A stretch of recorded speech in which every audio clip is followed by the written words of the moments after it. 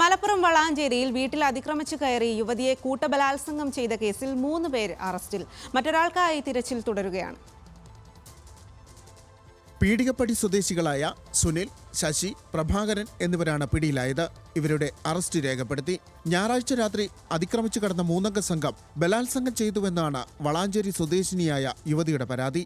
ഈ മാസം 16-നാണ് കേസിനാസ്പദമായ സംഭവം. ബന്ധുവീട്ടിലായിരുന്ന യുവതിയെ രാത്രി ഉറങ്ങിക്കിടക്കുമ്പോൾ 3 പേർ വീട്ടിൽ അതിക്രമിച്ചു കയറി തന്നെ ബലാത്സംഗം ചെയ്തുവെന്നാണ് പരാതി. മാനസിക സമ്മർദ്ദത്തിലായിരുന്ന യുവതി സുഹൃത്തിനോടാണ് ഇക്കാര്യം ആദ്യം പറഞ്ഞത്. തുടർന്നാണ് പോലീസിൽ പരാതി നൽകിയത്. വളാഞ്ചേരി പോലീസ് നടത്തിയ പ്രാഥമിക അന്വേഷണത്തിൽ പീഡനം സ്ഥിരീകരിച്ചു. പ്രതികളെ കണ്ടാൽ അറിയുമെന്നും യുവതി മൊഴി നൽകി. തിരൂർ ഡിവൈഎസ്പിയുടെ നേതൃത്വത്തിലാണ് മൊഴി രേഖപ്പെടുത്തിയത്.